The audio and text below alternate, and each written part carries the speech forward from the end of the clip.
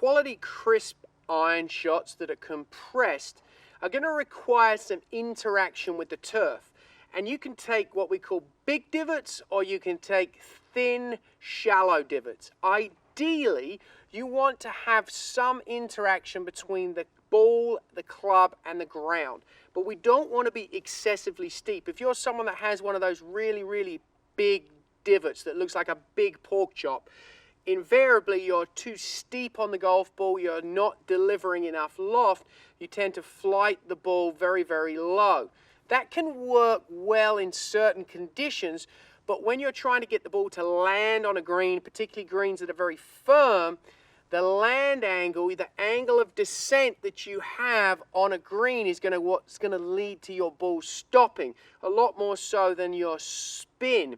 So what we want to try and do is ensure that when we deliver the club, we have a relatively, we're speaking, shallow angle of attack.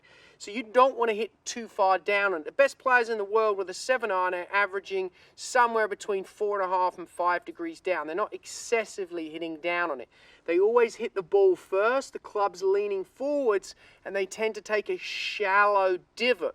That allows them to ensure that they still deliver enough loft, but they have the ball control that they need. So if you're someone that's trying to take a nice divot, just understand that if you're excessively hitting down on the ball, you're probably going to get a little steep. Conversely, you don't want to be excessively shallow to where we don't take any divot at all. Sometimes that leads to a lot of thin shots and we don't really compress the ball.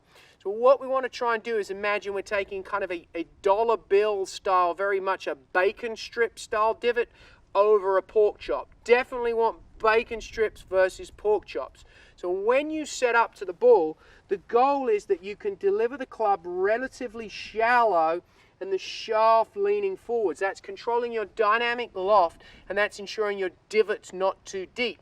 So a couple of keys to be aware of: if you're someone that gets excessively linear, has a lot of slide, you're going to get too shallow, you're going to hit a lot of thin shots, you're not going to get any divot at all.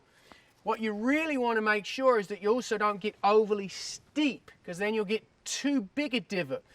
In order to get that nice bacon style divot, what we want is the ability to have a little bit of movement into the lead side, but predominantly rotating our body with the handle staying ahead so we can actually pinch the ball against the turf. So we'll do one here, just a nice shallow divot. So the ball's here, nice little pinch against the turf, ball first contact. And there you can see the divot just after the ball, nice and shallow, very much more of a bacon strip than a pork chop. If you can deliver the club with the right amount of lean, nice delivery, you'll be able to take proper divots and control your golf ball.